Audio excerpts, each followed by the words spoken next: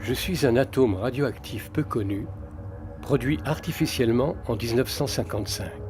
À l'époque, seuls 17 atomes de ma personne avaient été produits. Vous connaissez sûrement tous mon nom, qui rend hommage au grand architecte du tableau périodique des éléments, ce cher Dmitri Mendeleïev.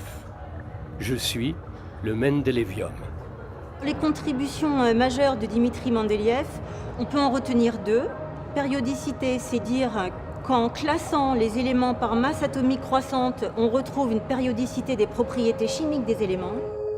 Les atomes appartenant à une même colonne du tableau ont des propriétés physiques et chimiques similaires.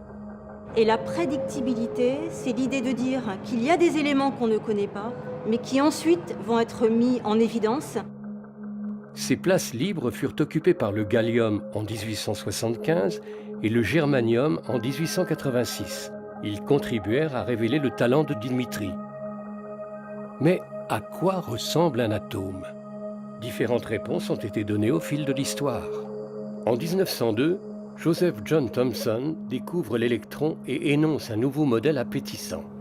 Le pudding atomique, c'est un modèle de l'atome pour lequel on vient de mettre en évidence l'électron. Donc on va penser à un modèle atomique, donc une boule électrique chargée positivement, constituée avec des électrons, donc les raisins du pudding, qui sont eux chargés négativement. Le modèle planétaire est un modèle qui est obtenu expérimentalement par Rutherford, qui va bombarder une feuille d'or à partir de particules alpha. La déviation des particules alpha sur la feuille d'or vont mettre en évidence le fait que la matière principalement est constituée de vide. Il y a un noyau et autour de ce noyau gravitent les électrons. Nous sommes alors en 1910. Mais il y a un épineux problème.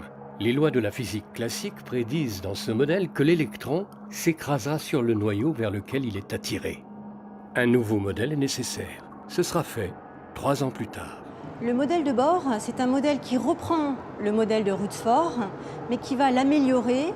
Les électrons, quand ils sont sur des niveaux d'énergie, sont dans des états stationnaires. Il n'y a pas de perte d'énergie. Le modèle de Bohr, c'est un peu comme si les électrons vivaient dans un immeuble et pouvaient utiliser l'ascenseur pour passer d'un étage à l'autre.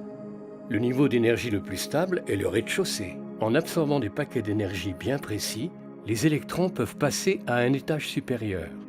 Et au contraire, lorsque l'électron descend, il peut émettre des paquets d'énergie sous forme de lumière d'une couleur précise.